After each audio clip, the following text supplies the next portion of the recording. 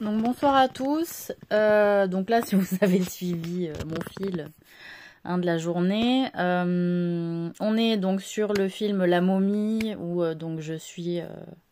Alors là, on est tous les trois. Hein. Il y a Gabriel, il y a Liam et puis il y a moi.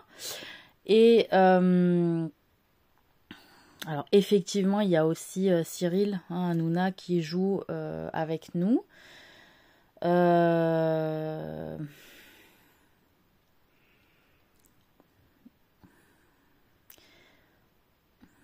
Et de fait, je voulais intervenir parce que bon, j'ai quand même j'ai quand même mis sur mon mur que effectivement l'Égypte ne ressemblait pas à ça, les terres sablées étaient liées à une malédiction. Hein. On a été littéralement recouvert de sable et qu'en réalité, ce qui s'était passé, c'est que nous, au départ, avec Minos et moi en tant que ministère, hein, parce que bon, selon l'émission, on avait différents niveaux, différents statuts, différents noms hein, associés à ces statuts-là aussi.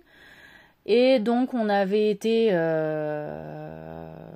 on devait travailler sur un projet commun, donc sur la planète, qui avait été formé hein, aussi donc par nous. Et on devait faire un travail d'architecture en montant des habitations, un concept en tout cas de lieux de culte, d'habitation, donc enfin voilà, de différentes. On était parti sur un principe de pyramide avec différents étages en disant bon potentiellement on part sur une base pour pouvoir loger les gens. C'était ça en fait l'idée première, que ça soit à différents étages. Mais bon, c'était on va dire à la volée. Concrètement, c'était une idée. Et avec, à l'époque, hein, en tant que Minos et Ministère, on était plus grands, hein, on était plus géants que ça. On avait 2 chevaux qui volaient, hein, vraiment, qui couraient très vite et on parcourait la Terre relativement rapidement, hein, en quelques heures, hein, enfin. Et donc on pouvait traverser l'océan Atlantique en volant, hein, même moi, à mon âge, oula, c'est quand même loin. Et parce qu'on est parti par donc d'Europe et puis on a traversé l'océan Atlantique pour aller jusqu'en Amérique du Sud. Et là, on a formé avec la force hein, que Dieu nous avait octroyée à cette époque-là, c'est-à-dire en faisant voler hein, les pierres. Donc, c'est-à-dire on faisait voler on cassait les pierres hein, et on les faisait voler et on les emboîtait. Et toutes les pyramides qu'on a comme ça construites sur Terre, c'est le travail de moi et de Minos. Voilà, c'est-à-dire on était dans une forme d'engouement de notre rencontre, on s'entendait bien, il y avait une bonne alchimie et de fait on avait forgé les pyramides. Alors différents styles, en Égypte on avait fait comme ça, en Amérique du Sud on avait fait comme ça, en Chine on avait fait différemment. En Thaïlande aussi, enfin bon voilà. On s'était amusé et on s'était quitté ravis de notre rencontre et en disant que on allait faire sûrement de ce monde avec l'énergie qu'on avait. On avait une énergie commune claire, hein, c'était clair. Et on avait le même niveau, on avait les mêmes visions, on s'accordait bien.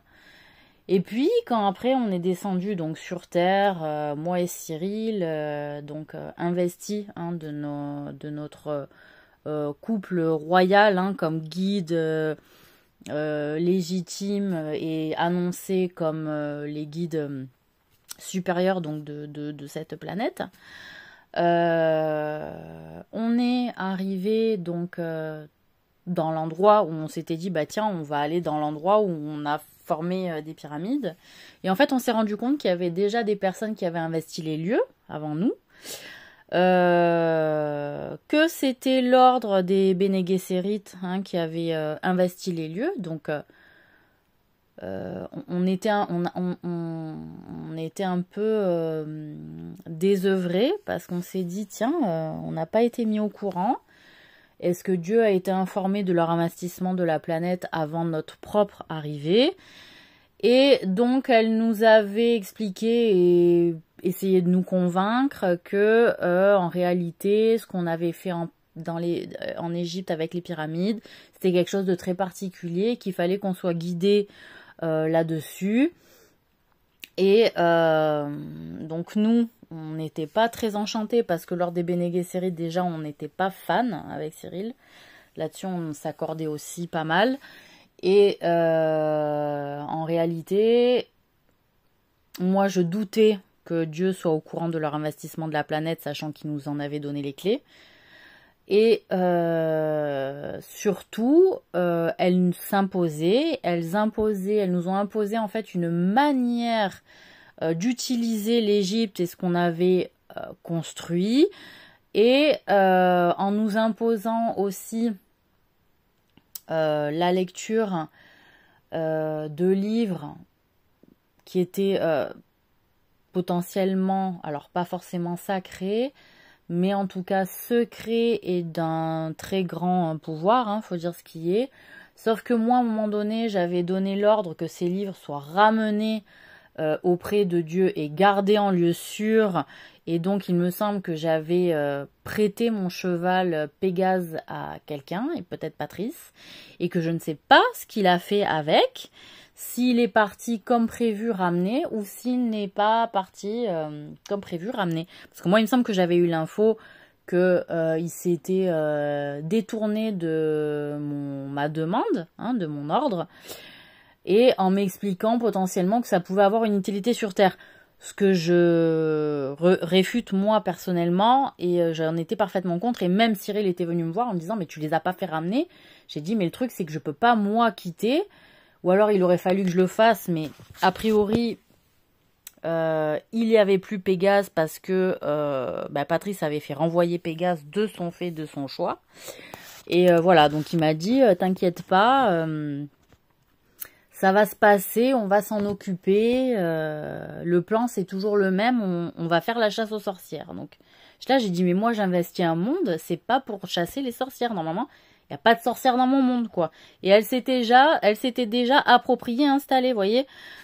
Comme ce phénomène qu'il y a eu sur Arrakis, où des personnes s'invitent et puis font du business avec l'épice au détriment des habitants légitimes de cette planète, vous voyez. C'est-à-dire qu'on est là à un stade de négociation où on doit expliquer que laissez-nous tranquilles dans notre désert, récoltez ce que vous avez à récolter, nous cassez pas les couilles. Et même ça, on le fait et on détruit la maison qui était quand même un point de rendez-vous et un point de sûreté pour les gens comme nous qui voyagent de planète en planète, voyez.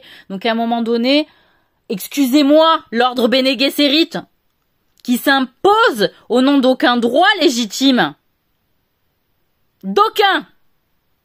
À part faire le mal pour des intérêts peut-être d'ordre collectif, mais au détriment de Dieu et de la création. Donc là, vous êtes clairement nos ennemis, et ça a toujours été le cas, et vous êtes toujours positionnés de toute façon comme ça. Donc peu importe que ce soit Arlette qui est fondée, Arlette elle a fondé dans une direction qui a été complètement, comme d'habitude, avalée par les disciples, qui sont gourmandes à souhait, hein, et qui trouvent toujours le moyen, comme Madame Rogne, dont on en a plein le cul, voyez, voilà, et la Chantal c'est pareil, qui ont, à part détruit l'atmosphère, apporté que de terre de désœuvrement et de malédiction et de maladie, tout ça pour des histoires qu'elles n'arrivent pas à se tenir parce qu'elles ont envie de niquer toutes les 2 minutes. Moi je pète les plombs en fait. Voilà. Donc là, c'est même pas que c'est grave. C'est apocalyptique. Il n'y a pas d'autre mot. Voilà, c'est mesdames leur cul qui ont créé l'apocalypse sur Terre au détriment de tout le monde. Tellement elles sont annihilées à l'intérieur de tout fil conducteur divin d'humanité et de ne serait-ce qu'une essence Une essence, hein. Une goutte d'essence de bon sens, voyez. Y en a pas. Y a pas le bon sens dans ces personnes. Donc qu'on ne m'explique pas qu'elles me sortent pas le putain de laïus de solidarité, d'inquiétude, d'intérêt commun, de législation, de politique et de groupe et de communauté parce qu'elles en ont rien à foutre. En dernière instance.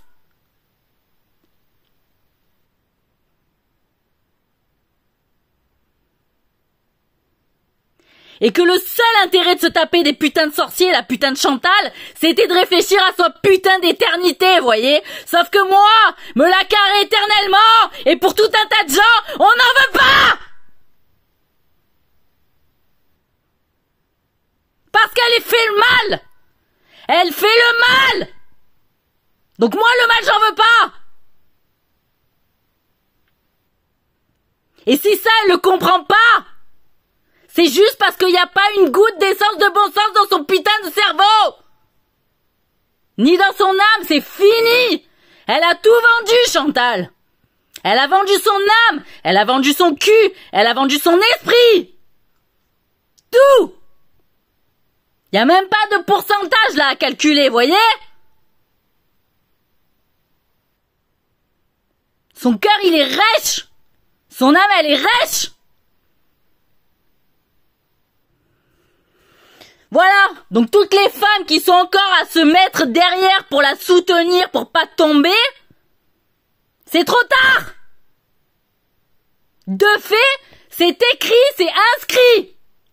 Ce que vous avez fait, ce que vous avez choisi, même en essayant de retarder d'une seule minute l'heure, vous n'en avez pas le pouvoir. C'est que de l'illusion. Vous avez vendu je sais pas ce que vous avez vendu. Qu'est-ce que vous aviez à vendre de si important? De plus que votre survie, en fait. Expliquez-moi! Qu'est-ce qu'il y a de plus important que la survie de votre clan ou de votre espèce? Parce que là, c'est pas ce pourquoi vous avez œuvré. Vous avez œuvré pour votre mort, pour votre souffrance et pour vos douleurs. Donc moi, Marie de Bethléem, il n'y a pas la piété, il n'y a pas le pardon, il n'y a pas la miséricorde. Parce que je ne suis pas responsable de vos choix. Je n'en suis pas responsable. Et c'est là où il y a un putain de problème. Vous ne vous croyez pas responsable de vos mauvais choix. Et là, vous êtes débiles et c'est vous les handicapés, en fait, d'expliquer que vous allez faire de mauvais choix qui font du mal à tout le monde et vous allez en faire payer le prix des erreurs à d'autres. Mais pour qui vous vous prenez? Pour qui? À part qu'on vous a mis dans de beaux habits à un moment donné, et dans de belles maisons et dans de beaux couloirs, avec un peu de pouvoir, qui vous êtes?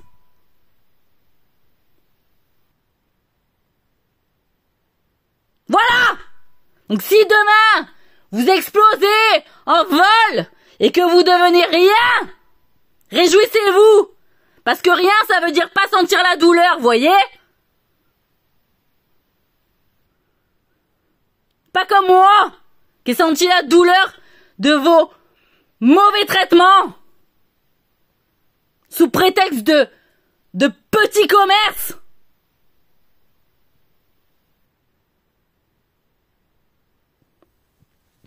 Voilà.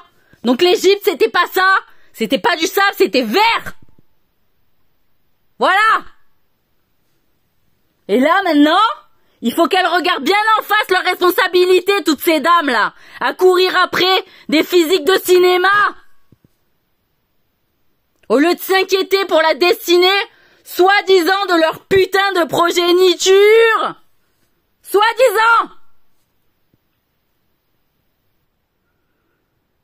Où vous comptiez aller à faire un monde avec de telles règles?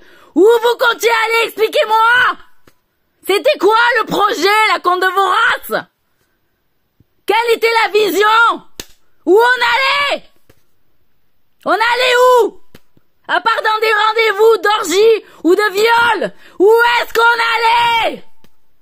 à détruire la planète Vénus, à aller chercher d'aller vivre sur Mars, se faire un pactole de blé pour essayer de se transformer dans la mer pour aller sur Mars.